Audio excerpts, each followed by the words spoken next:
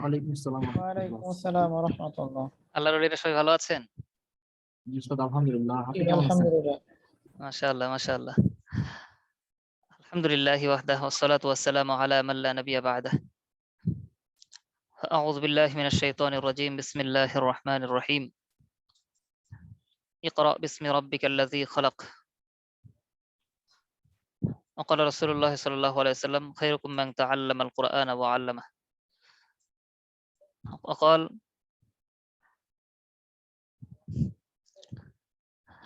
وقال رسول الله صلى الله عليه وسلم طلب العلم فريضة على كل مسلم ومسلمة. صدق الله العظيم. আলহামদুলিল্লাহ, শুকরিয়া আল্লাহ তাআলার, যে মহান সত্তা, যে মহান মাওলা আমাদেরকে দয়া করে অনুগ্রহ করে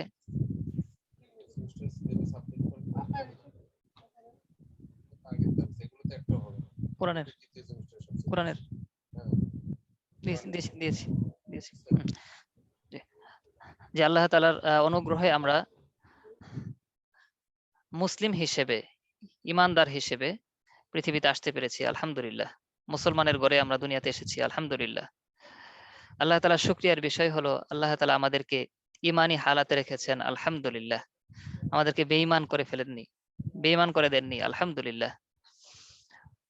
আল্লাহ তাআলার আরো শুকরিয়া যে আল্লাহ তাআলা আমাদেরকে ইলম অর্জন করার জন্য, শিক্ষা করার জন্য তৌফিক দান করেছেন। আলহামদুলিল্লাহ। আল্লাহ তাআলার নিয়ামত গুলো এরকম এক এক করে আমরা যদি চিন্তা করতে থাকি, হয়রান পেরেশান হয়ে যাব যে আল্লাহ তাআলা আমাদেরকে কত নিয়ামত দান করেছেন, কত নিয়ামত দান করেছেন। সবসময় আমরা আল্লাহ তাআলার নিয়ামত গুলো চিন্তা করব, বিষয়ে চিন্তা করব, ফিকির করব, আর তার বেশি বেশি শুকরিয়া আদায় করব। আল্লাহ তাআলা আমাদের নিয়ামতকে আরো বাড়িয়ে দেবেন। আল্লাহ তাআলা আমাদের কবুল ও মঞ্জুর করেন। তো গত দর্শে আপনাদের আলোচনা হয়েছিল আদাবু তলবে ইলম নিয়ে, আদাবু তলবুল ইলম নিয়ে প্রথম দর্শ হয়েছিল। আজ দ্বিতীয় দর্শ হতে শুরু হচ্ছে ইনশাআল্লাহ। তো আজ দ্বিতীয় দর্শে আমি মামুনুর রশিদ আপনাদের সাথে কিছু আলোচনা করব ইনশাআল্লাহ। আদাবু তলবে ইলম দ্বিতীয় দর্শ শুরু করতে যাচ্ছি। সবাই আমরা দর্শের শুরুতে দুরুদে ইব্রাহিম একটু পড়ে নেই, খুব মনোযোগের সাথে, ধ্যান খেলের সাথে। আল্লাহুম্মা সাল্লি আলা মুহাম্মাদি ওয়া আলা আলি মুহাম্মাদ কামা সাল্লাইতা আলা ইব্রাহিম ওয়া আলা আলি ইব্রাহিম ইন্নাকা হামিদুম মাজিদ। আল্লাহুম্মা বারিক আলা মুহাম্মাদি ওয়া আলা আলি মুহাম্মাদ কামা বারাকতা আলা ইব্রাহিম ওয়া আলা আলি ইব্রাহিম ইন্নাকা হামিদুম মাজিদ। رب اشرح لي صدري ويسر لي أمري واحلل عقدة من لساني يفقه قولي وبك نستعين يا مستعان أستغفر الله ربي من كل ذنب وأتوب إليه لا حول ولا قوة إلا بالله العلي العظيم. যে আল্লাহ তাআলা শুকরিয়া যে আল্লাহ তাআলা আমাদেরকে ইলম অর্জন করার জন্য তৌফিক দান করেছেন। ইলম হচ্ছে অনেক গুরুত্বপূর্ণ একটি বিষয়, সম্মানিত একটি বিষয়। ইলমের মাধ্যমে আমরা সম্মানিত হব দুনিয়া ও আখিরাতে। আমরা ইলম নিয়ে কিছু আলোচনা করব আজকে ইনশাআল্লাহ। ক্ষণিকের এই জিন্দেগিতে, আমরা সবাই খুব মনোযোগী হয়ে শুনবো। ক্ষণিকের এই জিন্দেগিতে আমাদের জীবন যাপন করার জন্য ইলম অর্জন করা অপরিহার্য, অপরিহার্য একটি বিষয়।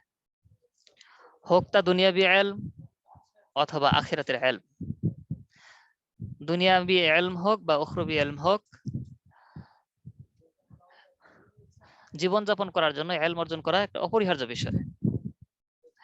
তো শরঈ দৃষ্টিকোণ থেকে আখিরাতের ইলম অর্জন করার ব্যাপারে অনেক ফজিলত বর্ণিত হয়েছে। আবার বলছি, শরঈ ইলম যেটা আছে, শরঈ দৃষ্টিকোণ থেকে আখিরাতের যে ইলম আছে তা অর্জন করার ব্যাপারে অনেক ফজিলত হাদিসে বর্ণিত রয়েছে। পক্ষান্তরে দুনিয়া এবং দুনিয়াবি ইলমের ব্যাপারে তেমন কোনো গুরুত্ব ফজিলতের কথা শরীয়তে উল্লেখ করা হয়নি। তাই আমরা এই দর্শে শরঈ ইলম অর্জনের গুরুত্ব, ফজিলত ও আদব সম্পর্কে কিছু পড়ব শিখবো, জানবো ইনশাআল্লাহ। হযরত আব্দুল্লাহ ইবনে মাসউদ রাদিয়াল্লাহু তাআলা থেকে বর্ণিত একটি হাদিস, রাসূল আকরাম সাল্লাল্লাহু আলাইহি ওয়াসাল্লাম বলেন যে আল্লাহু জামিল ইউহিব্বুল জামাল, আল্লাহ তাআলা নিজে সুন্দর এবং তিনি সুন্দরকে পছন্দ করেন। এই হাদিসের আলোকে আমরা একটি বিষয় খুব সহজভাবে অনুমান করতে পারি। আল্লাহ তাআলা আমাদের জন্য এই পৃথিবীতে যা কিছু দান করেছেন তার সবটুকুই সুন্দরের মহিমায় মহিমান্বিত। তার মধ্যে সবচাইতে সুন্দর নিয়ামত হলো ইসলাম। আমরা শুরুতেই আল্লাহ তাআলা শুকরিয়া আদায় করেছি যে আমরা ইসলাম পেয়েছি, আলহামদুলিল্লাহ। আমরা ঈমান পেয়েছি, আলহামদুলিল্লাহ। রাসূল সাল্লাল্লাহু আলাইহি ওয়াসাল্লাম কি করেছেন? শিক্ষা দিয়েছেন আমাদেরকে এই ইসলাম ঈমান পাওয়ার পর শুকরিয়া আদায় করার জন্য সকাল সন্ধ্যা যে বলবো রাদিতু বিল্লাহি রাব্বা, রব হিসেবে আমরা আল্লাহ তাআলাকে পেয়ে খুশি, আমি রাজি, খুশি হয়ে গেছি। আর ওয়াবিল ইসলামি দীনা, দিন হিসেবে ইসলামকে পেয়ে আমরা খুশি, আল্লাহ তাআলার কাছে রাজি খুশি আমরা। ওয়াবি মুহাম্মাদিন সাল্লাল্লাহু আলাইহি ওয়াসাল্লাম নবী ও রাসূলা, মুহাম্মদ সাল্লাল্লাহু আলাইহি ওয়াসাল্লামকে নবী রাসূল হিসেবে পেয়ে আমরা খুশি, আত্মতৃপ্তি জাহির করছি আমরা, আলহামদুলিল্লাহ। এগুলো বড় বড় নিয়ামত। তার মধ্যে সবচেয়ে সুন্দরতম যে নিয়ামত, এতক্ষণ আমরা যা কথা বলতেছিলাম তার মধ্যে সুন্দরতম নিয়ামত হচ্ছে ইসলাম। ঠিক তেমনি ভাবে ইলম হলো আল্লাহ তাআলার পক্ষ থেকে আমাদের জন্য অনেক বড় এক নিয়ামত। ইলমটা হচ্ছে আল্লাহ তাআলার পক্ষ থেকে একটা বড় নিয়ামত। এই নিয়ামতের যথাযথ কদর ও মূল্যায়ন করার জন্য আমাদেরকে এই ইলমের আদব, সৌন্দর্য, বৈশিষ্ট্য সম্পর্কে জানা জরুরি। এর আদব সম্পর্কে জানতে হবে, সৌন্দর্যতা সম্পর্কে জানতে হবে, বৈশিষ্ট্য সম্পর্কে আমাদের জানতে হবে। এগুলো জরুরি বিষয়। সেসব বিষয়গুলো নিয়ে ইনশাআল্লাহ আমরা এই দর্শে আলোচনা করব।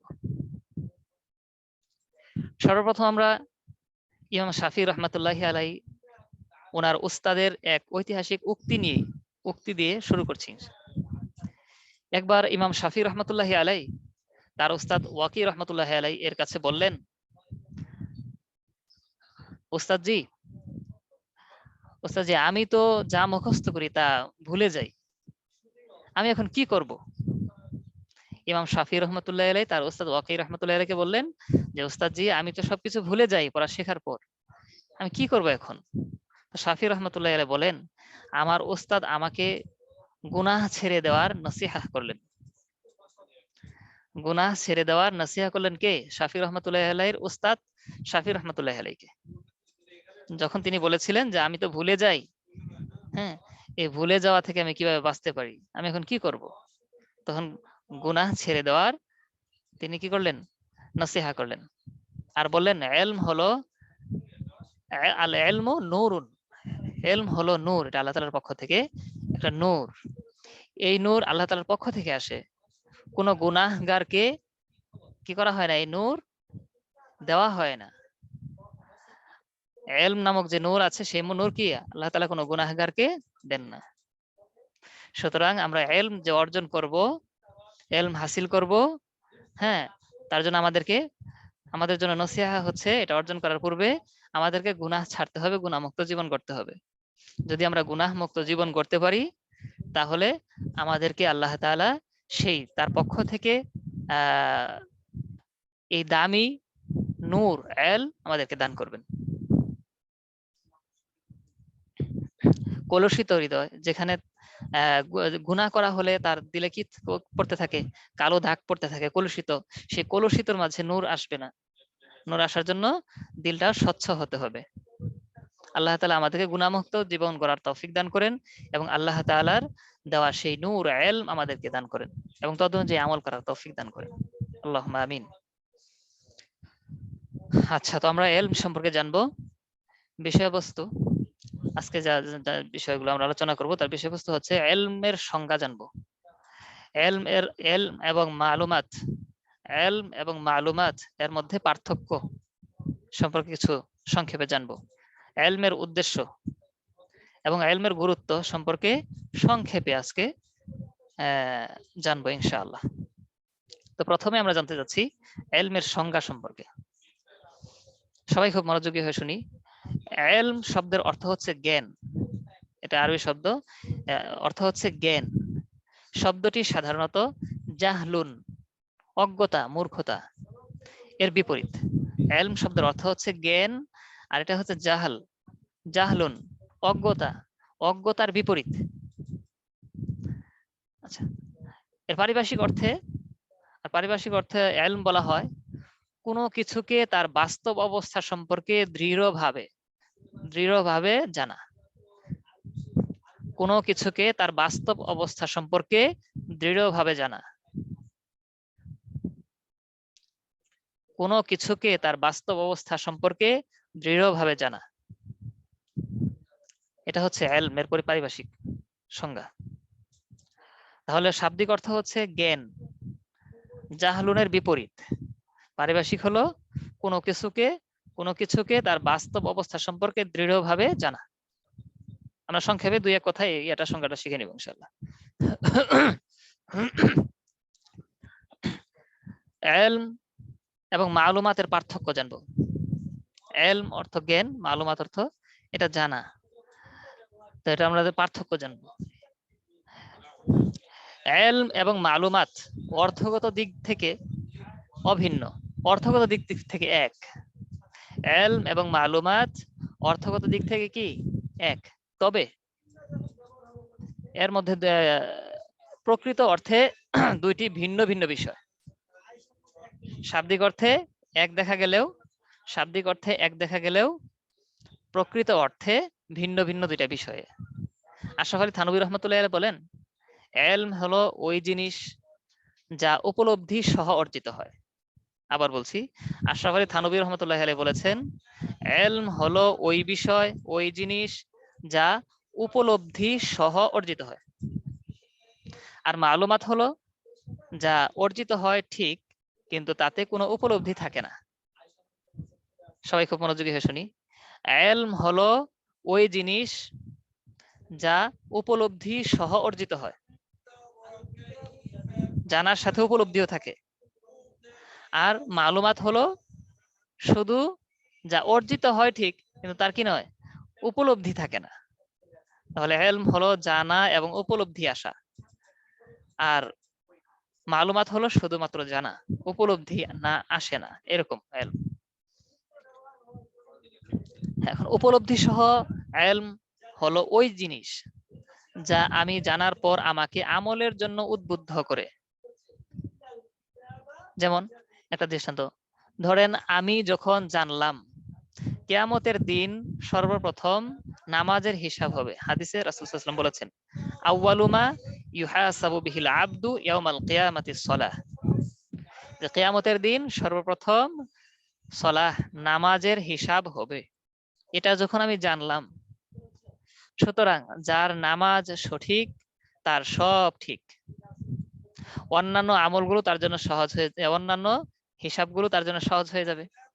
প্রথমে যে নামাজের হিসাব নেওয়া হবে, এটা যদি সঠিক হয়, সুন্দরভাবে হয়, সহজ হয় আমার জন্য, আমার সালাহ ঠিক থাকে, তাহলে আমার অন্যান্য যে হিসাবগুলো হবে সেইগুলো আল্লাহ তাআলা সহজ করে দেবে, সহজ হয়ে যাবে। এই জ্ঞান যখন আমার অর্জিত হলো, এই জ্ঞানকে তখনই এলম বলা হবে যখন এই জ্ঞান আমাকে আল্লাহ তাআলার দিকে সাড়া দিতে বাধ্য করবে, আল্লাহ তাআলার ডাকে সাড়া দিতে বাধ্য করবে। আজান যদি হয়ে যায়, আজান হয়ে গেলে দুনিয়ার সব কাজ ফেলে রেখে, হ্যাঁ, কাজকে একদিকে রেখে আল্লাহ তাআলার দিকে, মসজিদের দিকে যেতে আমাকে বাধ্য করবে। আমার মধ্যে গুনাহের ভয় সৃষ্টি করবে, আল্লাহ তাআলার নাফরমানি থেকে আমাকে বিরত রাখবে, হেদায়েতের পথে চলতে আমাকে বাধ্য করবে। আমার দিল যখন এইভাবে তৈরি হয়ে যাবে, ওই ওই জ্ঞানটা অর্জন হওয়ার পর, মালুমাতটা অর্জন হওয়ার পর, ওই বিষয়ে জানার পর, যখন আমার দিল এভাবে উর্বর হয়ে যাবে, তখন এমন হালাত যখন আসবে, তখন বলা হবে এটা হচ্ছে ইলম। আবার বলছি, যখন আমি জানতে পারবো এই হাদিসটা জানলাম, ধরেন একটা দৃষ্টান্ত দিচ্ছি আর কি, যখন এই হাদিসটা জানতে পারবো যে সর্বপ্রথম কিয়ামতের দিন সর্বপ্রথম নামাজের হিসাব হবে, আর এই হিসাবটা যার সুন্দরভাবে সে দিতে পারবে, তার অন্যান্য আমলের হিসাবটা সহজ হয়ে যাবে, তখন ভিতরে একটা উপলব্ধি চলে আসলো। তাহলে অবশ্যই আমার সলাহ নামাজের প্রতি হ্যাঁ খুব গুরুত্ব আরোপ করতে হবে। যখন আজান হয়ে যাবে সঙ্গে সঙ্গে আমাকে দৌড়ে মসজিদের দিকে দুনিয়ার সমস্ত কাজ ফেলে রেখে চলে যেতে হবে, খুশু খুজুর সাথে নামাজ পড়তে হবে, 5 ওয়াক্ত নামাজ হ্যাঁ সময়ের পাবন্দ করতে হবে। এইভাবে সবকিছু আমার কি কেমন যেন আল্লাহ তাআলা ডাকে শুধু সাড়া দেই, নামাজে সাড়া দেই, মসজিদে তাড়াতাড়ি দৌড়ে চলে যাই। হ্যাঁ নাফরমানি গুনাহ এগুলো আমার ছেড়ে দিতে মন শুধু চাই যে এগুলো আমাকে ছেড়ে দিতে হবে, কারণ এগুলো জাহান্নামের নিয়ে যেতে আমাকে ই করবে, ইন্ধন যোগাবে, এগুলো আমাকে জাহান্নামের দিকে নিয়ে যাবে। এইভাবে মন্দ থেকে বেঁচে থাকা এবং ভালোর দিকে অগ্রসর হওয়া আমার জন্য কি হবে, দিল তৈরি হয়ে যাবে। তখন বুঝে আসবে যে আমার ওই বিষয়ের ইলম অর্জিত হয়েছে।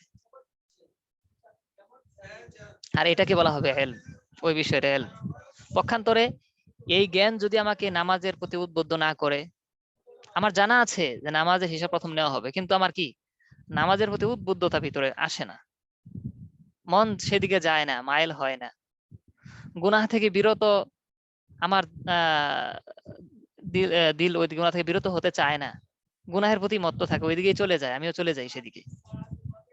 হ্যাঁ পরোয়া করি না, আল্লাহ তাআলা নাফরমানি থেকে আমাকে নিজেকে আমি কি করি না, ফিরাই না। তাহলে এটা শুধু মালুমাত হলো, এটা ইলম হলো না। বুঝতে পেরেছি? তাহলে ইলম হলো সেটা যেটা জানার পর আমার ভিতরে তাসির হয়, উদ্বুদ্ধতা আসে, সেই কাজটা যেভাবে আমি জেনেছি সেইভাবে আমল করার ব্যাপারে। যখন আমার ভিতরে সেই উদ্বুদ্ধতা আসবে তখন বোঝা হবে, বুঝতে পারবো যে সেটা হচ্ছে আমার ইলম। আর যদি ওই ধরনের কোনো অনুভূতিই না আসে, উপলব্ধি না আসে, শুধু জেনেছি, তাহলে সেটার নাম হবে মালুমাত। তাহলে ইলম আর মালুমাত যদিও শব্দগত এক, কিন্তু কি নয়, অর্থগতভাবে বা গভীরভাবে দেখলে যে না, এটা অনেক বড় পার্থক্য।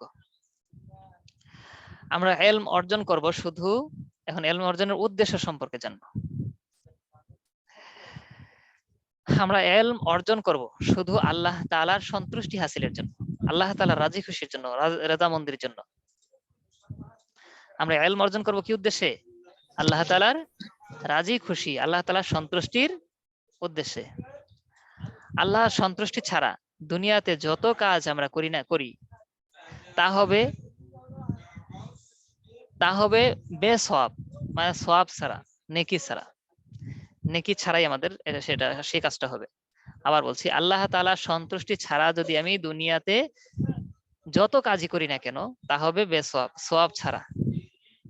অথচ আল্লাহ তাআলার পক্ষ থেকে বান্দার জন্য স্পষ্ট এক হুকুম হলো, আল্লাহ তাআলা বলেন সূরাতুজ জারিয়াতের 56 নম্বর আয়াতে, ওয়ামা খলাকতুল জিন্না ওয়াল ইনসা ইল্লা লিয়াবুদুন।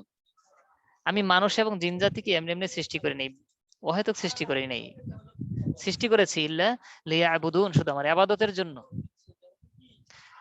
তো মানুষকে আল্লাহ তাআলা সৃষ্টি করেছেন, জিন জাতিকে আল্লাহ তাআলা সৃষ্টি করেছেন তার ইবাদতের জন্য, অন্য কিছুর জন্য না। তাহলে কি মানুষ দুনিয়াদারি করবে না, দুনিয়ার কাজকর্ম করবে না, টয়লেটে যাওয়া, এই সমস্ত অন্যান্য কাজ, ব্যবসা বাণিজ্য এগুলো করবে না? হ্যাঁ সেগুলো করবে, কিন্তু আল্লাহ তাআলার আদেশ নিষেধ অনুযায়ী করবে, রাসূলের সুন্নাহ অনুযায়ী করবে। দুনিয়াতে যত কর্মই মানুষ করবে সমস্ত কর্মই আল্লাহ তাআলার আদেশ নিষেধ মেনে করবে, আল্লাহ তাআলা রাজি খুশির জন্য করবে, রাসূলের সুন্নাহ অনুযায়ী করবে। টয়লেটে যাওয়াটাও যদি সুন্নাহ অনুযায়ী হয় তাহলে সেটাও ইবাদত। হ্যাঁ একজন মুমিনের প্রত্যেকটা কর্ম নিয়তটাকে ঠিক রেখে সুন্নাহ অনুযায়ী যদি হয় তাহলে কি হবে, ইবাদতে পরিণত হবে। কোনো কর্মই মুমিনের ইবাদত ছাড়া হবে না। তো আল্লাহ তাআলা মানুষকে সৃষ্টি করেছেন তার ইবাদতের জন্য। তাহলে আমাদের জন্য দুনিয়াতে সব কাজ করার আগে এই খেয়াল করা দরকার যে আমি যে কাজ করছি তা কি আল্লাহ তাআলার সন্তুষ্টির জন্য করছি, না অন্য কোনো উদ্দেশ্য রয়েছে আমার। আবার বলছি, আমি যত কাজই করি না কেন, দুনিয়াতে যত কাজই করি না কেন, সব কাজ করার পূর্বে আমাকে দৃষ্টি রাখতে হবে, খেয়াল করতে হবে, মনোযোগ দিতে হবে, আমি এই কাজটা কি আল্লাহ তাআলার সন্তুষ্টির জন্য করছি নাকি এর মাঝে অন্য কোনো উদ্দেশ্য আছে। তাই শুধু ইলম নয়, বরং সব কাজের আগে আমাদেরকে এই নিয়ত করা উচিত যে আমি আল্লাহ তাআলার সন্তুষ্টির জন্যই এই কাজ করছি। তাহলে আমাদের ইলম অর্জনের উদ্দেশ্য কি হবে? আল্লাহ তাআলার সন্তুষ্টি অর্জন। ইলম অর্জন, অন্যান্য সমস্ত আমলই আল্লাহ তাআলার সন্তুষ্টি অর্জন। তাহলে ইলম যে আমরা অর্জন করবো, ইলম অর্জনের উদ্দেশ্য কি হবে? একমাত্র আল্লাহ তাআলার সন্তুষ্টি অর্জন, আমলের উদ্দেশ্যে, আল্লাহ তাআলার সন্তুষ্টি অর্জনের উদ্দেশ্যে এবং আমলের নিয়তে। ইলমের উদ্দেশ্য হলো আমল করা। ইলমের উদ্দেশ্য কি? আমল করা।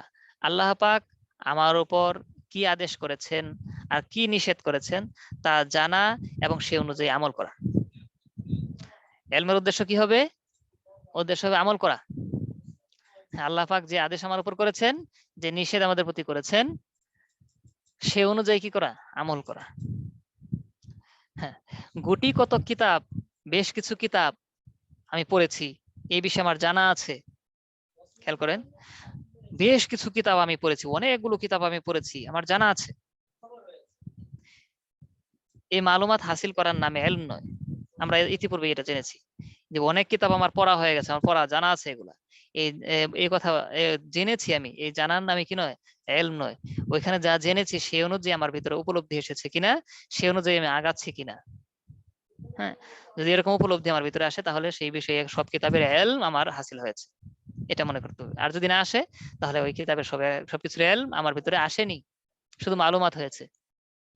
তো সাহাবা একরাম রাদিয়াল্লাহু তাআলা আনহুম আজমাইন যা শিখতেন সাথে সাথে আমল শুরু করে দিতেন। তো ইলমের তাকাজা হচ্ছে তদ অনুযায়ী কি? আমল করা। সাহাবা একরাম তাই করেছেন, যা শিখতেন তা আমলে পরিণত করতেন। এক আয়াত শিখতেন, তা আমলে পরিণত করে করে দ্বিতীয় আয়াত শুরু করতেন। হযরত আবু বকর সিদ্দিক রাদিয়াল্লাহু তাআলা আনহু, তিনি ছিলেন আরব, তার মাতৃভাষা ছিল আরবি। আরবি শিখতে তার নাহউ সরফের প্রয়োজন ছিল না, কারণ নিজের ভাষা শেখার জন্য অত ব্যাকরণের দরকার নেই, নিজের ভাষা ইয়ার জন্য, কি বলে, বোঝার জন্য। কোরআন শরীফও, কোরআন মাজিদও নাজিল হয়েছে আরবি ভাষায়। তাহলে আবু বকর সিদ্দিক রাদিয়াল্লাহু তাআলা নিজের ভাষা ছিল আরবি, কোরআন নাজিলও হয়েছে কি? আরবি ভাষায়। স্বভাবতই কোরআন বোঝার জন্য তার তরজমার প্রয়োজন ছিল না। তবুও তিনি বলেছেন, সূরা বাকারা শিখতে আমার 2 বছর লেগেছে। খেয়াল করেন বিষয়টা। হযরতে আবু বকর রাদিয়াল্লাহু তাআলা আরব ছিলেন, তার ভাষা আরবি, কোরআন নাজিল হয়েছে আরবি ভাষায়। তো উনি বলতেছেন আমার সূরা বাকারা শিখতে 2 বছর লেগেছে। একজন আরবের সূরা বাকারা শিখতে 2 বছর লাগার কি কারণ? কারণ একটাই, এক আয়াত পড়তেন, আমলে অভ্যস্ত হয়ে দ্বিতীয় আয়াত শুরু করতেন। তাহলে মূল কথা হলো আমরা ইলম অর্জন করব শুধু আল্লাহ তাআলার সন্তুষ্টির জন্য, এবং সন্তুষ্টিটা অর্জন হবে তদনুযায়ী আমল করার মাধ্যমে। ইলম জেনে তদনুযায়ী আমল করার মাধ্যমে আল্লাহ তাআলার সন্তুষ্টি অর্জিত হবে। তাহলে আল্লাহ তাআলার সন্তুষ্টির জন্য ইলম শিখবো, ইলম অর্জন করব আল্লাহ তাআলার সন্তুষ্টির জন্য, এবং আমলের নিয়ত থাকবে ভিতরে। তো ইলম অর্জন করার সময় আমি আল্লাহ তাআলার সন্তুষ্টির নিয়ত করব। নিয়ত যদি আমি ঠিক মতো না করি তাহলে বিপরীত দিকে যেমন নিয়ত থাকলে বিপরীতই আমি পাবো, আসলটা পাবো না। রাসূল আকরাম সাল্লাল্লাহু আলাইহি ওয়াসাল্লাম বলেন, ইন্নামাল আ'মালু বিন্নিয়াত ওয়া ইন্নামা লিইমরিইম মা নাওয়া। প্রত্যেকটা আমল, প্রত্যেকটা কাজ নির্ভর করে তার নিয়তের উপর নির্ভরশীল। আর প্রত্যেক ব্যক্তি তাই পাবে যা সে নিয়ত করেছে। তা আমি যদি নিয়ত করি যে আমি নামাজ পড়বো, নামাজি হব, তবে এটা লোক দেখানোর জন্য, মানুষ দেখে বলবে আমি নামাজি, তাহলে আমার ওই লোক দেখানো পর্যন্ত এটার সওয়াব আসবে না। লোক দেখানো আমল হবে, রিয়াযুক্ত আমল হবে। আমাকে হতে হবে এমন যে আমি আল্লাহ তাআলাকে দেখানোর জন্য, আল্লাহকে খুশি করার জন্য, আল্লাহকে রাজি করার জন্য তার হুকুম আদেশ আমি মানতেছি, আমল করতেছি, নামাজ পড়তেছি। নিয়তটা একদম আল্লাহ তাআলাকে রাজি খুশি করাটাই হবে, মানুষ দেখানো হবে না। এই জন্য আমার নিয়তকে সবসময় সহি শুদ্ধ রেখে প্রত্যেকটা আমল করতে হবে। ইলম অর্জনের উদ্দেশ্য হবে আল্লাহ তাআলা রাজি খুশি, নিয়তটা সবসময় এইভাবেই থাকতে হবে। আর বিপরীত যাওয়া যাবে না, নিজের নাম যশ অর্জন করা এগুলো যেন আমাদের ভিতরে না আসে, সবসময় খেয়াল রাখা। এলম কিন্তু এটা খুব পাওয়ারি, খুব পাওয়ারফুল। যখন এলম অর্জিত হবে, মানুষের ভিতরে এলম আসবে, তখন তার ভিতরে একটা গর্মি পয়দা হবে, হ্যাঁ, অহংকার আসবে। আমি জানি আমার মতো কে জানে, এরকম একটা অহংকার আসবে। হ্যাঁ, সেই অহংকার আমার যেন ভিতরে না আসে, শয়তান যেন আমাকে সেই এলমের নূর থেকে আমাকে সরিয়ে দিতে না পারে, এলমের ফাওয়ায়েদ থেকে আমাকে সরাতে না পারে। এই জন্য সর্বদা সচেতন থাকতে হবে, সজাগ দৃষ্টি রাখতে হবে, নিয়তকে বারবার আল্লাহ তাআলার দিকে রুজু করতে হবে, যে আল্লাহ, আমি অন্য কোনো উদ্দেশ্যে এলম অর্জন করছি না, একমাত্র আপনাকে রাজি খুশি করার জন্যই আমি এলম অর্জন করছি। তাহলে এলম অর্জনের উদ্দেশ্য কি হবে? আল্লাহ তাআলার রাজি খুশি, আল্লাহ তাআলার সন্তুষ্টি অর্জন। শিখবো তাতে থাকবে কি নিয়ত, থাকবে আমলের নিয়ত থাকবে, আমি শিখবো, যা শিখবো তদ অনুযায়ী আমল করব, এটা এলমের তাকাজা। হ্যাঁ, সেই দিকে আমরা সজাগ দৃষ্টি রাখবো ইনশাআল্লাহ। আল্লাহ তাআলা আমাদেরকে এই বিষয়ে আমল করার তৌফিক দান করেন। আল্লাহুম্মা আমিন। এলমের গুরুত্ব ও ফজিলত। এলমের গুরুত্ব ও ফজিলত সম্পর্কে অনেক হাদিস রাসূল সাল্লাল্লাহু আলাইহি সাল্লাম বর্ণনা করে গেছেন। আসলে এলমে দিনে এলম শিক্ষা করা সবার উপর ফরজ। রাসূল আকরাম সাল্লাল্লাহু আলাইহি সাল্লাম বলেন, খায়রুকুম তলাবুল ইলমি ফারিদাতুন আলা কুল্লি মুসলিম। প্রত্যেক মুসলমানের উপর এলমে দিন শিক্ষা করা ফরজ। এলমে দিন শিক্ষা করা ফরজ, এলম শিক্ষা করা, দ্বীনি এলম শিক্ষা করা ফরজ। আর আল্লাহ তাআলা প্রথম যে আয়াত নাজিল করেছেন, সেখানেও প্রথম ওহী সূরা আলাক এর প্রথম কয়েকটা আয়াত, সেখানেও কি প্রথম এলম অর্জন করা, শেখার ব্যাপারেই আল্লাহ তাআলার নির্দেশ, পড়ার ব্যাপারে আল্লাহ তাআলার নির্দেশ। সুতরাং শেখা এবং পড়ার গুরুত্ব অনেক অনেক বেশি। রাসূল আকরাম সাল্লাল্লাহু আলাইহি সাল্লামের কাছে কোরআনের যে ওহী সর্বপ্রথম এসেছে তা সূরা আলাকের প্রথম কয়েক আয়াত। সেখানে আল্লাহ তাআলা নবীজিকে যে কথাগুলো বলেছিলেন তার মধ্যে একটি হলো, যিনি মানুষকে শিখিয়েছেন কলমের মাধ্যমে। সূরা আলাক 4 নম্বর আয়াত। এই আয়াতের ব্যাখ্যায় তাফসিরে কুরতুবীতে ইমাম কুরতুবী রাহমাতুল্লাহি আলাইহি একটি হাদিস উল্লেখ করেছেন, যে আব্দুল্লাহ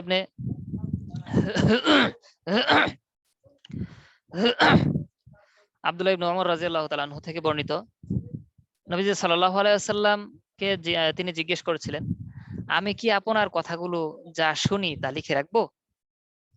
তখন রাসূল আকরাম সাল্লাল্লাহু আলাইহি ওয়াসাল্লাম বললেন, হ্যাঁ হ্যাঁ, তুমি লিখে রাখবে, কেননা আল্লাহ তাআলা কলম দ্বারা শিক্ষা দিয়েছেন। তাহলে শিক্ষা দেওয়াটা কলম দিয়ে শিক্ষা দিয়েছেন, আল্লাহ তাআলা শিক্ষা দিয়েছেন। সফাত ও তাফাসির কিতাবে এই আয়াতের ব্যাখ্যা আলী আস-সুনানি রাহমাতুল্লাহি আলাইহি লিখেন, আল্লাহ তাআলা মানুষকে কলম দ্বারা শিক্ষা দিয়েছেন, শিখিয়েছেন, এবং মানুষকে তিনি শিখিয়েছেন এমন সকল জ্ঞান যা পরিচিত, যা জ্ঞান ও পরিচিতি যা তারা জানতো না। মানুষকে তিনি শিখিয়েছেন এমন সকল জ্ঞান ও পরিচিতি যা তারা জানতো না। অতঃপর তিনি তাদেরকে অজ্ঞতার আধার থেকে জ্ঞানের আলোয় উদ্ভাসিত করেছেন। ইমাম কুরতুবী রাহমাতুল্লাহি আলাইহি বলেন, লেখা জ্ঞানের গুরুত্ব বিষয়ে এজন্যই আল্লাহ তাআলা সতর্ক করেছেন যে মানুষ এই লেখার জ্ঞান ছাড়া জীবনের অধিকাংশ ক্ষেত্রে উপকৃত হতে পারে না। লেখার এই জ্ঞান ছাড়া মানুষ অধিকাংশ ক্ষেত্রে কি উপকৃত হতে পারে না, না ইলম অর্জন করতে পারে আর না প্রজ্ঞা অর্জন করতে পারে, এবং তার এই জ্ঞান ছাড়া পূর্ববর্তীদের বিষয়েও জানতে পারে না। যদি এই জ্ঞান না থাকতো, তাহলে না আল্লাহ তাআলার কালাম অথবা দ্বীন দুনিয়ার কিছুই প্রতিষ্ঠিত হতো না। মোট কথা, অধিকাংশ মুফাসসিরিনে কেরাম কাছ থেকে আমরা এটা জানতে পারি যে আল্লাহ সর্বপ্রথম নবীজি সাল্লাল্লাহু আলাইহি সাল্লামের কাছে যে ওহী অবতীর্ণ করেছেন তার মধ্যে ইলম এবং ইলমের গুরুত্ব সম্পর্কে বলেছেন। তাহলে সর্বপ্রথম আয়াত ইলম এবং ইলমের গুরুত্ব সম্পর্কে আল্লাহ তাআলা কি করেছেন? আয়াত নাজিল করেছেন। আর রাসূল সাল্লাল্লাহু আলাইহি ওয়াসাল্লাম বলেছেন প্রত্যেক মানুষ মুসলমানের উপর, মুমিনের উপর ইলম দ্বীন শিক্ষা করা ফরজ। ফরজ, এটা করতেই হবে, পালন করতেই হবে, বাধ্যতামূলক। সুতরাং এটার গুরুত্ব বলার অপেক্ষা রাখে না। অনেক হাদিস বর্ণিত হয়েছে। হ্যাঁ, আচ্ছা, এছাড়াও বিভিন্ন হাদিস থেকে আমরা এই ইলম অর্জনের গুরুত্ব সম্পর্কে কি আরো জানতে পাই। আমরা মনে মোটে এই সম্পর্কে আমাদের অনেকের জানা আছে। এই ইলম যদি আমরা অর্জন করি তাহলে আমরা দুনিয়া ও আখেরাতে সম্মান অর্জন করতে পারবো, দুনিয়া ও আখেরাতে সম্মানিত হব। আমরা সবাই জানি আল্লাহ তাআলা আদম আলাইহিস সালামকে যখন সৃষ্টি করলেন, সৃষ্টি করার পর ফেরেশতারা যখন আল্লাহ তাআলা চাইলেন ই করলেন আদমকে সৃষ্টি করবেন, তখন ফেরেশতারা কি বলেছিল? ফেরেশতারা বলেছিল, আল্লাহ তাআলা বলেন, ওয়াইয ক্বালা রাব্বুকা লিল মালাইকাতি ইন্নী জাইলুন ফিল আরদি খলিফা ক্বালু আতাজআলু ফিহা মান ইউফসিদু ফিহা ওয়া ইয়াসফিকুদ দিমা ওয়া নাহনু নুসাব্বিহু বিহামদিকা ওয়া নুকদ্দিসু লাক ক্বালা ইন্নী আ'লামু মা লা তা'লামুন। সূরা বাকারা 30 নম্বর আয়াতে, সূরা বাকারার 30 নম্বর আয়াতে আল্লাহ তাআলা বলেন, ওয়াইদ ক্বালা রাব্বুকা লিল মালাইকাতি ইন্নী জাইলুন ফিল আরদি খলিফা, হে ফেরেশতারা আমি দুনিয়াতে প্রতিনিধি পাঠাতে চাই, তোমরা কি বলো? ক্বালু, তখন তারা বলল, আতাজআলু ফিহা মান ইউফসিদু ফিহা ওয়া ইয়াসফিকুদ দিমা, আপনি কি দুনিয়াতে এমন এক জাতি পাঠাতে চান, হ্যাঁ, যারা মান ইউফসিদু ফিহা, সেখানে ফাসাদ করবে, হ্যাঁ, ওয়া ইয়াসফিকুদ দিমা, সেখানে রক্তপাত ঘটাবে, দাঙ্গা হাঙ্গামা মারামারি করবে, রক্তপাত ঘটাবে, এগুলা করবে, এরকম জাতি পাঠাতে চান? ওয়া নাহনু নুসাব্বিহু বিহামদিকা ওয়া নুকদ্দিসু লাক, আপনার তাসবিহ তাহলিল করবে, পবিত্রতা বর্ণনা করার জন্য, তাসবিহ তাহলিল করার জন্য আমরাই তো যথেষ্ট। তখন আল্লাহ তাআলা কি বলেছেন? ইন্নী আ'লামু মা লা তা'লামুন, নিশ্চয়ই আমি যা জানি তোমরা তা জানো না। এরপর আল্লাহ তাআলা কি করেছেন? হ্যাঁ, আদম আলাইহিস সালামকে শিক্ষা দিয়েছেন, ওয়া আল্লামা আদম আল আসমাআ কুল্লাহা সুম্মা আরাদাহুম আলাল মালাইকা ফাকালা আনবিউনি বিআসমাই হাউলাই ইন কুনতুম সাদিকিন। আদম আলাইহিস সালামকে আল্লাহ তাআলা দুনিয়াতে যত জিনিস আসবে এই বিষয়গুলোর নাম শিক্ষা দিয়েছেন, সব নাম শিক্ষা দিয়েছেন, এবং তার কি কি কাজ হবে, গুণাগুণ কি হবে, এগুলো শিক্ষা দিয়েছেন। কারণ দুনিয়া চালাতে গেলে, দুনিয়াতে প্রতিনিধি পাঠাবেন, দুনিয়া চালাতে গেলে এগুলো লাগবে, কোনটার কি নাম, কি গুণাগুণ, এগুলো সব লাগবে। এটা আদম আলাইহিস সালামকে শিক্ষা দিয়েছেন। শিক্ষা দিয়ে হ্যাঁ, তারপর সবকিছু একত্র করেছেন, ফেরেশতাদেরকে একত্র করে ডেকে বলেছেন, তোমরা এই সবকিছুর নাম বলো, তোমরা যদি তোমাদের কথায় সত্যবাদী হয়ে থাকো যে আমরাই যথেষ্ট, হ্যাঁ, তাহলে এগুলোর নাম বলো এবং গুণাগুণ বলো। তখন ক্বালু সুবহানাকা লা ইলমা লানা ইল্লা মা আল্লামতানা ইন্নাকা আনতাল আলিমুল হাকিম, তখন তারা বলল, ফেরেশতারা বললেন, আপনি পুত পবিত্র, মহান, লা ইলমা লানা ইল্লা মা আল্লামতানা, আপনি আমাদেরকে যা জানাইছেন সেগুলো ছাড়া আমরা অতিরিক্ত কিছুই জানি না, সেগুলো ছাড়া আমরা কিছুই জানি না। তখন আল্লাহ তাআলা আদম আলাইহিস সালামকে কি বলেছেন? ক্বালা ইয়া আদম আনবিউহুম বিআসমাইহিম ফালাম্মা আনবাহুম বিআসমাইহিম ক্বালা আলাম আকুল লাকুম ইন্নী আ'লামু গায়বাস সামাওয়াতি ওয়াল আরদ ওয়া আ'লামু মা তুবদুনা ওয়া মা কুনতুম তাকতুমুন। আল্লাহ তাআলা আদম আলাইহিস সালামকে বললেন, তুমি এই সব কিছুর নাম এবং গুণাগুণ বর্ণনা করতে থাকো। তখন আদম আলাইহিস সালাম ফালাম্মা আনবাহুম বিআসমাইহিম, তখন আদম আলাইহিস সালামের সব কিছুর নাম গুণাগুণ বলে দিলেন। মানে যে ইলম আল্লাহ তাআলা তাকে শিক্ষা দিয়েছেন, চোপে চোপে শিক্ষা দিয়েছেন, সেই শিক্ষা সে কি করলো? প্রকাশ করলো, বর্ণনা করে দিল, যে সব কিছুর নাম, এই গুণাগুণ, এই একে একে বলতে থাকলো। তখন আল্লাহ তাআলা খুশি হয়ে তাদেরকে বলেন, ইন্নী আ'লামু গায়বাস সামাওয়াতি ওয়াল আরদ ক্বালা আলাম আকুল লাকুম, আমি কি তোমাদেরকে বলি নাই, ইন্নী আ'লামু গায়বাস সামাওয়াতি ওয়াল আরদ ওয়া আ'লামু মা তুবদুনা ওয়া মা কুনতুম তাকতুমুন, তোমরা যা প্রকাশ করো এবং গোপন করো এই সব কিছু কি আমি জানি, আমি কি বলি নাই যে আমি গায়েবের খবর সব কিছু আমি জানি। আলাম আকুল লাকুম ইন্নী আ'লামু গায়বাস সামাওয়াতি ওয়াল আরদ, আমি কি তোমাদেরকে বলি নাই, ইন্নী আ'লামু, আমি অধিক জানি, গায়বাস সামাওয়াতি ওয়াল আরদ, হ্যাঁ, আকাশ এবং জমিনের মধ্যে যা প্রকাশ এবং গোপন আছে সব, ওয়া আ'লামু মা তুবদুনা ওয়া মা কুনতুম তাকতুমুন, যা তোমরা প্রকাশ করো এবং গোপন করো সব আমি জানি। আল্লাহ তাআলা এটা ফেরেশতাদেরকে বললেন। তারপর ওয়াইয কুলনা লিল মালাইকাতি ইসজুদু লি আদম, আল্লাহ তাআলা সমস্ত ফেরেশতাদেরকে কি করলেন? নির্দেশ করলেন, তোমরা আদমকে সিজদা করো, হ্যাঁ, সম্মান সূচক সিজদা করো। তখন সবাই কি করলো? সিজদা করলো। তো এই যে সেজদা করানো মানে সম্মান দেখানো, সম্মানটা আসলো কিভাবে? আল্লাহ তাআলা ইলমের মাধ্যমে পৃথিবীর সর্বপ্রথম মানুষকেই সম্মানিত করে দেখিয়ে দিয়েছেন যে ইলম মানুষকে কি করে? সম্মানিত করে। ইলম অর্জন করব, ইলম অর্জন করার মাধ্যমে তদনুযায়ী আমল করে আল্লাহ তাআলার রাজি খুশি অর্জন করে আমরা কি করব? দুনিয়া ও আখিরাতে সম্মানিত হব ইনশাআল্লাহ। সেই শিক্ষা আল্লাহ তাআলা প্রথম মানুষকে দিয়ে দিয়েছেন। দুনিয়া ও আখিরাতে যদি কেউ কল্যাণ চায়, সম্মান অর্জন করতে চায়, নিজের নিজের উন্নতি চায়, সফলতা অর্জন করতে চায়, অবশ্যই তার ইলম অর্জন করতে হবে এবং তদনুযায়ী আমল করতে হবে। আর ইলম অর্জন করা, আমল করাটা হতে হবে একমাত্র আল্লাহ তাআলার রাজি খুশির জন্য। আল্লাহ তাআলা সেই অনুযায়ী আমাদেরকে ইলম অর্জন করা এবং তদনুযায়ী আমল করার তৌফিক দান করেন। আল্লাহুম্মা আমিন। আচ্ছা, ইলম অর্জন সম্পর্কে সামান্য অল্প সংক্ষিপ্ত নসিহত শুনবো আমরা। আপন ছাত্র ও শিষ্যদের প্রতি হযরতে আব্দুল্লাহ ইবনে মাসউদ রাদিয়াল্লাহু তাআলা আনহু একটি উপদেশ। তোমরা ইলমের ঝর্ণা ধারা হও এবং হেদায়েতের প্রদীপ হও। ইলমের ঝর্ণা ধারা হও, এটা ইলম অর্জন করবে এবং ঝর্ণা ধারা যেরকম প্রবাহিত হয়, তার ইলমটা এরকম প্রবাহিত, মানুষ ফায়দা হাসিল করবে তার থেকে। এই ইলমের মাধ্যমে আমরা শুধু শিখবো, তদনুযায়ী নিজে আমল করবো এরকম যেন না হয়। আমরা নিজেরা শিখবো এবং এই শিখার মাধ্যমে ঝর্ণার মতো ঝরতে থাকবে আমাদের ইলম, যতদিকে আমরা ছড়াতে থাকবো মানুষ এ দ্বারা উপকৃত হতে থাকবে। আমাদেরকে এরকম ঝর্ণার মতো ইলম অর্জনকারী হতে হবে। নিজেদের মাঝে ইলম অর্জন করে কুক্ষিগত করে আমরা রাখবো না।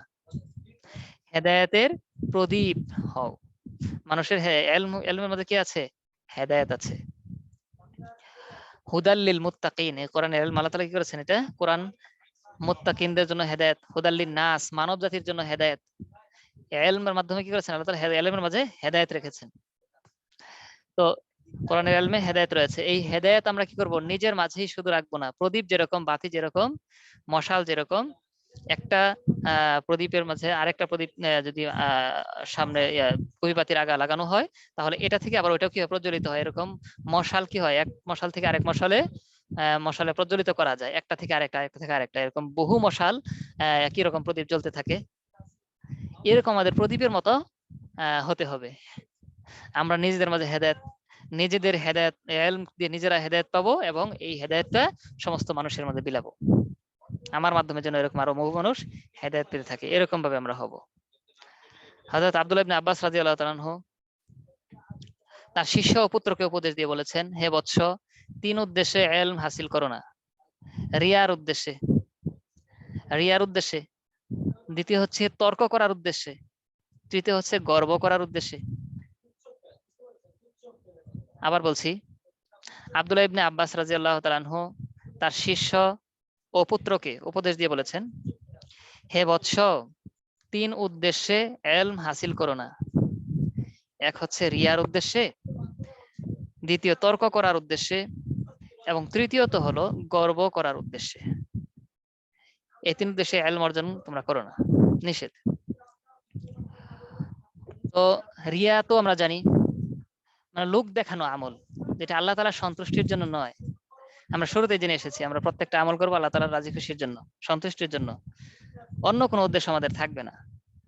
এখানে নিষেধ করা হয়েছে, তোমরা রিয়ার উদ্দেশ্যে কি করো না, আমল করো না। যেমন এই যে আমরা বলেছিলাম, সালাহ আদায় করব আল্লাহ তাআলার রাজি খুশির জন্য, আল্লাহ তাআলার নৈকট্যতার জন্য, অর্জনের জন্য।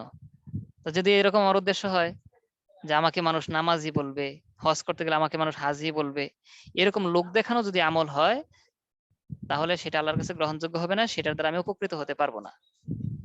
নিয়ত যেভাবে করেছি সেভাবেই হবে। দুনিয়া উদ্দেশ্যেই হবে, মানুষের দেখানোর উদ্দেশ্যে হবে, আল্লাহ তাআলা রাজি খুশির উদ্দেশ্য হবে না। জান্নাতে যাওয়ার ব্যাপারে আমি ওখানে মানে কোনো এখান থেকে নাফা অর্জন করতে পারবো না। তো এই জন্য আমাদের কি করতে হবে? রিয়া মুক্ত ইলম অর্জন করতে হবে। রিয়া মুক্ত ইলম অর্জন করার মধ্যে আমাদের রিয়া থাকতে পারবে না। তারপর মানে ইলমের ব্যাপারে যদি আমরা রিয়া করি, কিভাবে করবো? আমাকে বড় আলেম বলবে, আমি অনেক বড় আলেম হয়েছি, মানুষ আমাদেরকে বলবে যে অমুক কত বড় আলেম, তত বড় আলেম। লোক দেখানো, এটা যেন আমাদের না হয়। তর্ক করার উদ্দেশ্যে, যে আমি এমন লেখাপড়া শুরু করলাম, এলম অর্জন করা এমন ভাবে শুরু করলাম, লেগে গেছি যে দেখি আমার সামনে কে দাঁড়ায়। হ্যাঁ হ্যাঁ, আমি যেটা বলবো সেটাই আমি কি করবো, প্রমাণ করে ছাড়বো। আমার সামনে কেউ দাঁড়াতে পারবে না, আমার মতো আমার সামনে দাঁড়ানোর মতো কেউ নেই। হ্যাঁ, যেই দাঁড়াবে আমি যেটা বলবো সেটা আমি প্রমাণ করেই ছাড়বো, কারণ আমার এলম আছে, আমার সামনে দাঁড়ানোর মতো কেউ নেই। এরকম অহংকার করা, গর্ব করা, আর তর্ক করার উদ্দেশ্যে যে আমি তর্ক করে আমার সাথে কেউ পারবে না, আমি এত এলম অর্জন করেছি, আমি যদি ভুল তথ্য বলি সেটাও কি প্রমাণ করে দিতে পারবো, এত এলম আমি অর্জন করেছি। এই তর্ক করার উদ্দেশ্যে এবং গর্ব অহংকার উদ্দেশ্যে যেন আমাদের এলম অর্জন করা না হয়। তাহলে তিনটা বিষয় আমরা লক্ষ্য রাখবো: রিয়া মুক্ত, এবং তর্ক করার উদ্দেশ্যে যেন না হয়, গর্ব করার উদ্দেশ্যে যেন না হয়, অহংকার করার উদ্দেশ্যে না হয়। এই তিনটা দিক আমরা লক্ষ্য রাখবো ইলম অর্জন করার সময়। এই তিনটা আমাদের মধ্যে যেন কখনো না আসে।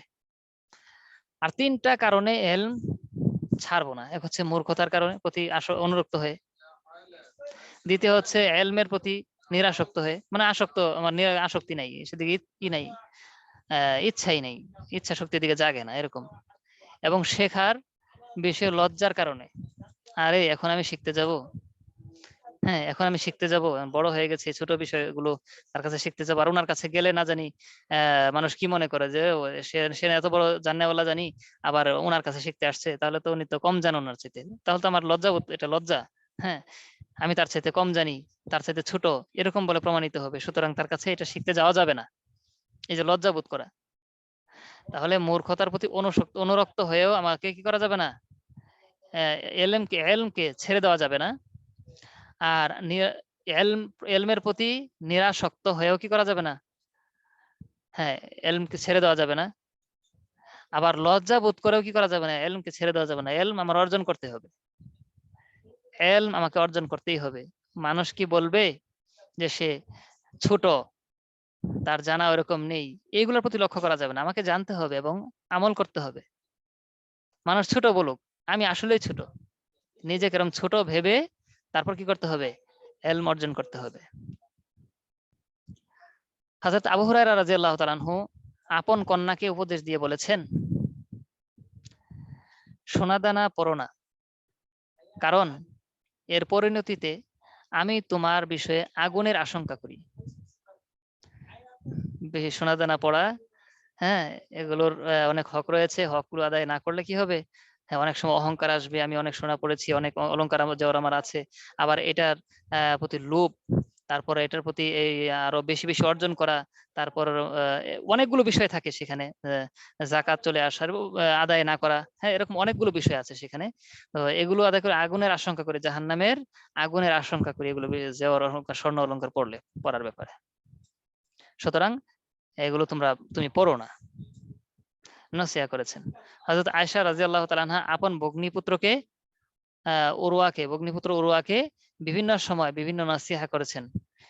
সে সম্পর্কেও একই কথা এখন হাতের কাছে নমুনা পেলাম। তবে তিনি মদিনার তরুণী সমাজকে এই বলে তিরস্কার করতেন যে, এখন তো তোমরা দুনিয়ার প্রতি আসক্ত হয়ে পড়েছ, আমাদের সময় তো একটা মাত্র পোশাক ছিল, আমার কাছে সেটা দিয়েই আমার আমার আমার কাছে সেটা দিয়ে মদিনার সব মেয়েরা মেয়েদের বিবাহ হয়েছে। যে আমাদের সময় তো এমন ছিল যে একটা পোশাক ছিল, আমার কাছে একটা পোশাক ছিল, সেটা দিয়ে মদিনার সমস্ত মেয়েদের বিবাহ হয়েছে। আর তোমাদের তো এখন সবার পোশাক প্রয়োজন, পোশাক লাগে, তোমাদের কাছে আছে, কিন্তু আগে এমন ছিল, আমাদের সময় একটা পোশাক ছিল, মদিনার সব মেয়েদের এরকম ওই এক পোশাক দিয়ে একের পর এক মেয়েদের বিয়ে হতো। হ্যাঁ, এভাবে যদি আমরা অন্যান্য শিক্ষক সাহাবা একরাম এর ওয়াজ নসিহা ও উপদেশেরও উদাহরণ পেশ করতে যাই, তাহলে তাহলে তবে যেহেতু খোলাফায়ে রাশিদিন হচ্ছেন উম্মতের শ্রেষ্ঠ রাহবার, সেহেতু তাদের ওজর নসিহা ও উপদেশ কিঞ্চিত নমুনা এখানে পেশ করছি। খলিফা হযরত আবু বকর সিদ্দিক রাদিয়াল্লাহু তাআলার একটি দীর্ঘ নসিহা হতে কিছু অংশ এখানে পেশ করা হচ্ছে। হে আল্লাহর বান্দাগণ, তাদের কথা চিন্তা করো যারা তোমাদের পূর্বে ছিল। কোথায় ছিল তারা, কোথায় ছিলেন তারা গতকাল, কোথায় ছিলেন তারা গতকাল আর কোথায় তারা আজ। মানে এখানে বলা হয়েছে হযরতে আবু বকর সিদ্দিক রাদিয়াল্লাহু তাআলা আনহু একটা দীর্ঘ ঘটনা বর্ণনা করেছেন, তার মধ্যে একটা অংশ এখানে আনা হয়েছে। অংশটা হলো, হে আল্লাহর বান্দাগণ, তাদের কথা চিন্তা করো যারা পূর্বে ছিল। তারা, কথাটা এভাবে এরকম হবে যে তারা পূর্বে এরকম দুনিয়াতে ছিল, এখন আজ তারা কোথায় কোথায় কোথায় তারা ছিল আর আজ তারা কোথায় আছে। যারা পূর্বে ছিল তারা কোথায় ছিল, আজ তারা কোথায় আছে। তার মানে আমরা দুনিয়াতে আজকে আছি, এক সময় ছিলাম না। তাবলিগে যে কথাটা বলে, এক সময় আমরা দুনিয়াতে ছিলাম না, আজকে আছি, ভবিষ্যতে সামনে একদিন আমরা কি করবো না, দুনিয়াতে থাকবো না, নশ্বর। তো যখন আমার জীবনটা, দুনিয়াটা নশ্বর, কি বলে, দুনিয়াটা আমার স্থায়ী নয়, সাময়িকের জন্য আমরা এসেছি। হ্যাঁ, আমাকে চলে যেতে হবে গন্তব্য অন্য জায়গায়। এরকম যখন বিষয় আমার সামনে, এই বিষয়ের এলম আমার অর্জন হবে, তখন আমার সবকিছু, হ্যাঁ, দুনিয়া বিমুখতা এবং আল্লাহ তাআলার দিকে ঝুঁকে পড়া, হ্যাঁ, এলম অর্জন করা একমাত্র আল্লাহ তাআলার রাজি খুশির জন্য এবং তদনুযায়ী আমল, এটা আমার ভিতরে ব্যাপকভাবে আসতে থাকবে। এই নসিহাগুলো আমাদের জন্য খুব জরুরি, খুব জরুরি। অহংকার আমার ভিতরে আসবে না, আমি তো এই দুনিয়াতে থাকবো না, অনেক ব্যক্তিবর্গ পৃথিবীতে এসেছে, তারা চলে গেছে, আমার এই সব কিছুর উদ্দেশ্য তো একমাত্র আল্লাহ তাআলার রাজি খুশি। হ্যাঁ, আমি তো ছোট, আমি তো কেউ না, বড় কেউ না, আমি তো আল্লাহর গোলাম, আমি তো আল্লাহর বান্দা। হ্যাঁ, এরকম ভাবে নিচু হয়ে থাকা, হ্যাঁ, ভয়, জাহান্নামের ভয়, জান্নাতের আশা, আল্লাহ তাআলার রাজি খুশির আশা তখন বা তার ভিতরে বাসা বেঁধে বসবে, যে আমি একদিন ছিলাম না, আজকে আছি, আমি থাকবো না, হ্যাঁ, কোথায় যাব, এই বিষয়টা আমরা নসিহা হিসেবে নিয়ে নিলাম। তার এই ওয়াজ ও উপদেশ ছিল মসজিদে নববীতে, মিম্বারে রাসূল থেকে আপন পুত্র হযরতে আব্দুল্লাহ ইবনে ওমর রাদিয়াল্লাহু তাআলা কে হযরত ওমর রাদিয়াল্লাহু তাআলার উপদেশ। আরেকটা উপদেশ আমরা দেখতেছি ওমর রাদিয়াল্লাহু তাআলার, সেটা হলো, হে বৎস,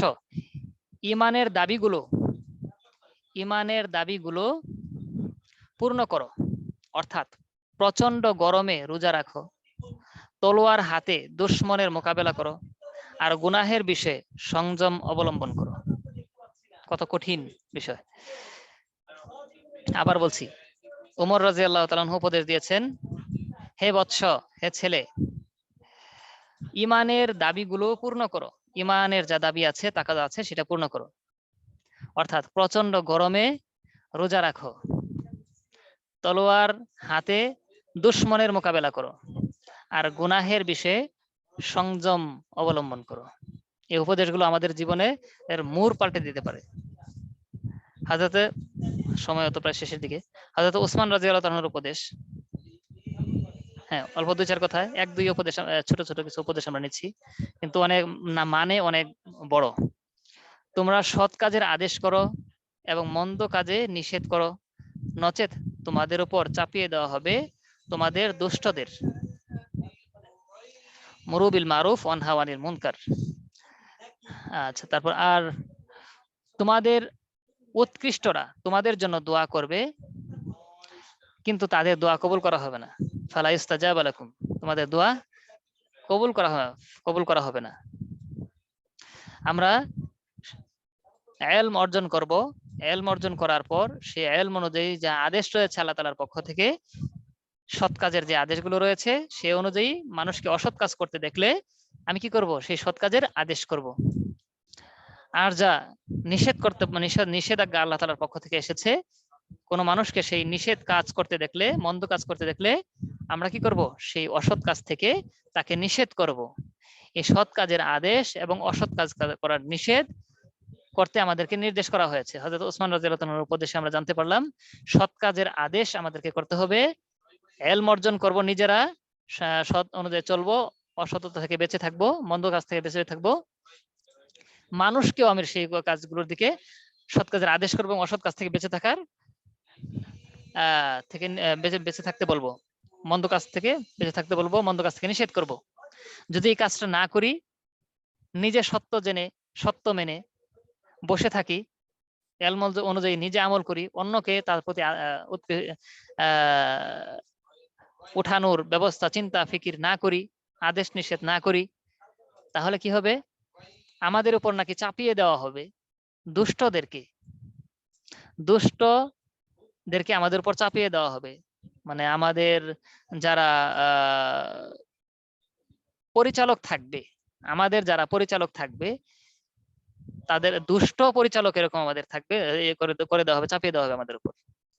আর তাদের উৎকৃষ্ট, মানে আমাদের মাঝে যারা উৎকৃষ্ট, যাদেরকে জানবো, যারা আল্লাহওয়ালা বুজুর্গ মনে করব, আলেম মনে করব, তারা আল্লাহ তাআলার কাছে দোয়া করবে, জালেমদের জুলুম থেকে হেফাজতে থাকার জন্য দোয়া করবে আল্লাহ তাআলার কাছে। হ্যাঁ, বহুভাবে দোয়া করবে, কান্নাকাটি করবে, ইজতেমাই ভাবে দোয়া করবে। হ্যাঁ, কিন্তু তাদের দোয়া কবুল করা হবে না। আমরা তাই দেখতে পাই সারা বিশ্বে এত দোয়া, মুসলমানদের দোয়া করা হয়, কিন্তু সেটা কি হয় না। হ্যাঁ, আমরা কাজে পরিণত অনেক কিছুই হতে দেখি না। আমাদের উপর লাঞ্ছনা ব্যাপকভাবে আপতিত হয়েছে। কেন? আমরা সৎ কাজের আদেশ, অসৎ কাজের নিষেধকে ছেড়ে দিয়েছি। এটা হাদিস সুন্দর প্রমাণ রয়েছে এগুলোর। সংক্ষেপে মাত্র দুই কথায় বললাম, যার কারণে হয়তো অস্পষ্ট থাকতে পারে। আমরা যদি সৎ কাজের আদেশ, অসৎ কাজ থেকে নিষেধ না করি, তাহলে আমাদের উপর চাপিয়ে দেওয়া হবে নিকৃষ্টদেরকে, যারা আমাদের উপর জুলুম করবে, অত্যাচার করবে। হ্যাঁ, আমাদের উপর জুলুম করবে, অত্যাচার করবে। আর আমাদের মধ্যে যারা উৎকৃষ্ট, তারা দোয়া করবে আল্লাহ তাআলার কাছে এই জালেমদের, অত্যাচারীদের অত্যাচার থেকে রক্ষা পাওয়ার জন্য। কিন্তু আল্লাহ তাআলা তা কবুল করবেন না, আমাদেরকে দলে দলে বিভক্ত করে দিবেন। হ্যাঁ, দলে দলে বিভক্ত করে দিয়ে একদল আরেক দলের উপর চাপিয়ে দিবেন, জুলুম নির্যাতন আমাদের উপর হবে। এটা আদেশ নিষেধ না করার কারণে। আর এগুলার অনেক হাদিস, আয়াত দ্বারা আমরা প্রমাণ পেশ করতে পারি। কিন্তু এখন সংক্ষেপে যেহেতু আমাদের আলোচনা ইলম নিয়ে, ওটা ভিন্ন বিষয়, আজকে এতটুকুই বিষয় রয়ে গেল ইনশাআল্লাহ। এই জন্য আমরা চেষ্টা করব নিজেরা ইলম অর্জন করব, আমলের নিয়তে তদনুযায়ী আমল করব। আল্লাহ তাআলা সন্তুষ্টির জন্য সবকিছু হবে। ইলম অর্জন করা, তদনুযায়ী আমল করা, অন্য কোনো উদ্দেশ্য হবে না। আর সেটা শুধু নিজের মাঝে রাখবো না, কক্ষিগত করে রাখবো না। সমস্ত মানুষ যেন সৎ আল্লাহ তাআলার আদেশের অনুসরণ করতে পারে এবং নিষেধ থেকে বেঁচে থাকতে পারে, ফিকির রাখতে হবে। এবং আদেশ নিষেধের কাজ, হ্যাঁ, হাত দ্বারা, মুখ দ্বারা, এগুলো আমাদের জারি রাখতে হবে। আল্লাহ তাআলা আমাদেরকে তৌফিক দান করেন। হযরত আলী রাদিয়াল্লাহু তাআলার উপদেশ আমরা জেনে নেই। হযরত আলী রাদিয়াল্লাহু তাআলা বলেন, যে ব্যক্তি আল্লাহ তাআলার ফয়সালায় খুশি হবে, তা তো তার উপর কার্যকর হবে, সেই সঙ্গে সে তার আজর পাবে। আর যে আল্লাহর ফয়সালায় রাজি থাকবে না, তাও তার উপর কার্যকর হবে, তবে তার আমল বরবাদ হয়ে যাবে। তাহলে আল্লাহ তাআলা যখন যা ফয়সালা করেন, আমরা সব সময় তার ফয়সালার উপর রাজি খুশি থাকবো। সব সময় আমাদের মুখ দিয়ে যেন বের হয়, আলহামদুলিল্লাহি আলা কুল্লি হাল। আল্লাহ তাআলা যখন যে অবস্থায় রেখেছেন, আমি সেই অবস্থার উপরই রাজি এবং খুশি।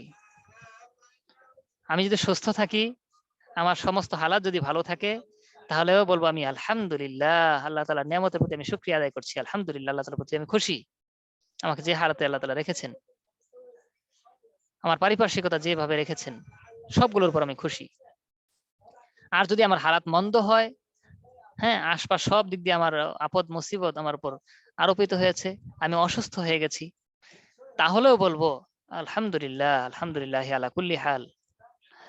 সর্ব অবস্থায় আমি আল্লাহ তাআলার উপর খুশি। আল্লাহ তাআলা আমাকে এই অবস্থায় রেখেছেন, আল্লাহ তাআলা যদি আমাকে এই অবস্থায় রেখে খুশি হন, আমিও তার প্রতি খুশি, আলহামদুলিল্লাহ। আমার চাইতেও আরো কঠিন অবস্থায় অনেক মানুষ রয়েছে, তার চাইতে তো আল্লাহ তাআলা আমাকে ভালো রেখেছেন। তো যখন আমরা এরকম আল্লাহ তাআলার প্রত্যেকটা ফয়সালার উপর রাজি খুশি থাকবো, তখন তার আমার উপর তা কার্যকর হবে, সেই সঙ্গে আবার তার আজর পাবো, বিনিময় পাবো, উত্তম প্রতিদান আমি পাবো, আমি বড় কিছু পাবো, যেটা কিয়ামতের ময়দানে আমাকে আল্লাহ তাআলা এক্সট্রা ভাবে দেবেন। আর দেওয়ার পর আমি সেই দিন খুশিতে ভাগ হয়ে যাব, মানুষের কাছে দেখাতে থাকবো যে আল্লাহ তাআলা আমাকে এত বড় নিয়ামত দান করেছেন। সেদিন আমরা খুশি হয়ে যাব। এজন্য আল্লাহ তাআলার কি করব, প্রত্যেকটা ফয়সালার ব্যাপারে আমরা রাজি খুশি থাকবো। আল্লাহ তাআলা যেন আমাদের এই কঠিন অবস্থাতে কি করেন, রাজি খুশি থাকার তৌফিক দান করেন। বিভিন্ন মুসিবতের সময় রাজি খুশি থাকার তৌফিক দান করেন। আল্লাহ তাআলা আমাদেরকে যেন পরীক্ষা না আনেন, কারণ আমরা দুর্বল। এই জন্য আল্লাহ তাআলার কাছে পানাহ চাওয়া, আমাদেরকে পরীক্ষা নিয়েন না, আমরা দুর্বল বান্দা, দুর্বল ইমানের বান্দা। আর কোন বিষয়ে পরীক্ষা আসলে আমরা সবসময় আল্লাহ তাআলার কাছে রাজি খুশির উপরেই থাকবো। বলা বাহুল্য যে সাহাবায়ে কেরামের প্রতি উপদেশই ছিল অত্যন্ত মূল্যবান, যেন এক একটি মুক্তা বা হীরকখণ্ড না, হীরকখণ্ড না, বরং প্রতিটি উপদেশ যেন একটি করে আলো ও নূরের টুকরা। সাহাবায়ে কেরাম যে উপদেশগুলো দিয়েছেন তা আসলে কঠিন মূল্যবান। আমরা যে কয়েকটা বাক্য শুনলাম, মাত্র 1-2টা বাক্য যদি আমরা আমল করতে পারি, বাক্যের উপর আমল, উপদেশের উপর আমল করতে পারি, নসিহার উপর আমল করতে পারি, আমাদের জীবনের মোড় পাল্টে যাবে। এক একটা নূর, আলো, আলোর টুকরা এক একটা। সাহাবায়ে কেরাম তারবিয়াত ও তাজকিয়া এর মাধ্যমে গড়ে ওঠা মহান তাবেঈনদের বয়ান ও ওয়াজ নসিহা ও উপদেশের কিছু নমুনা। আচ্ছা, সংক্ষেপে, হ্যাঁ। হযরত আব্দুল্লাহ ইবনে মাসউদ রাদিয়াল্লাহু তাআলা এর শিষ্য হযরত আলকামা রাদিয়াল্লাহু তাআলা তার ছাত্রদের বলতেন, তোমরা নিজেদের মধ্যে ইলমের চর্চা আলোচনা করো, তাহলেই ইলম জীবন্ত থাকবে। একইভাবে তাবেঈনে কেরামে তারবিয়াত ও তাজকিয়া গড়ে উঠেছে তাবেঈনদের মধ্যে, যে মোবারক জামাত, সাহাবায়ে কেরাম যাদেরকে গড়ে তুলেছেন তারা হচ্ছে তাবেঈন। আবার তারা যে নসিহা পেয়েছেন সেটা আবার কি তাবেঈন, তারা গড়ে তুলেছেন, তারা নসিহার মাধ্যমে তাবেঈন একে একে, তো ধাপে ধাপে তারা তাদের ছাত্র শিষ্য অনুসারীদের যে বয়ান ও ওয়াজ নসিহা উপদেশ প্রদান করেছেন তার কিছু নমুনা উল্লেখ করলেও কলব অনেক বড় হয়ে যাবে। বাকি অংশ, হ্যাঁ, দরদি, আমরা বাকি অংশ আমরা দেখে নিতে চাই। তাহলে একটা কিতাবের নাম এখানে লেখা আছে, লিখে দিয়েছি, দরদি মালির কথা। হ্যাঁ, দরদি মালির কথা শুনে 1 নম্বর খণ্ড 14 নম্বর পৃষ্ঠা, ওইখান থেকে আপনার একটু দেখে নেব। হ্যাঁ, মোটামুটি সময় শেষ আমাদের, আর একটু সংক্ষেপে এখানে আনা হয়েছে কিছু নসিহা। আমরা এই নসিহাগুলোর উপর আমল করার চেষ্টা করব। এগুলো কি বলে, আপনার পিডিএফ পেয়ে যাবেন ইনশাআল্লাহ। এই সংক্ষিপ্তভাবে ইলমের বিষয়ে যে আমাদের আলোচনা হয়েছে, ইলমের সংজ্ঞা, তারপর ইলম অর্জনের উদ্দেশ্য, তারপর আমরা জেনেছি ইলমের গুরুত্ব, ফজিলত সম্পর্কে 2-4 কথা। হ্যাঁ, ইলম সম্পর্কে কিছু নসিহা আমরা শুনেছি সাহাবায়ে কেরামের এবং তাবেঈনদের। এগুলো আমরা স্মরণ রাখার চেষ্টা করব। আল্লাহ তাআলা আমাদের ইলম অর্জন করাতে বরকত বা বারাকা দান করেন, এবং একমাত্র আল্লাহ তাআলাকে রাজি খুশি করার জন্যই আমাদের ইলম অর্জন করার তৌফিক দান করেন, এবং ইলম অর্জন করে তদনুযায়ী নিজেদেরকে আমল করার তৌফিক দান করেন। এই ইলম নূর, ইলমের নূর আমাদের ভিতরে আনয়ন করেন, এবং এই ইলমের নূর যেন আমরা সারা পৃথিবীতে ছড়িয়ে দিতে পারি, এই তৌফিক যেন আল্লাহ আমাদেরকে দান করেন। ইলমের মাধ্যমে মানুষ যেন আমরা নিজেরা হেদায়েতের উপর থাকতে পারি, এবং সারা বিশ্বের সমস্ত মানুষ যেন এই আমাদের ইলম অর্জন করার পর আমাদের মাধ্যমে মানুষ হেদায়েত পেতে থাকে, আমরা যেন লক্ষ কোটি মানুষের হেদায়েতের জরিয়া হই। আল্লাহ তাআলা আমাদেরকে তৌফিক দান করেন। আখির দাওয়ানা আলহামদুলিল্লাহি রাব্বিল আলামিন। আসসালামু আলাইকুম ওয়া রাহমাতুল্লাহি ওয়া বারাকাতুহু।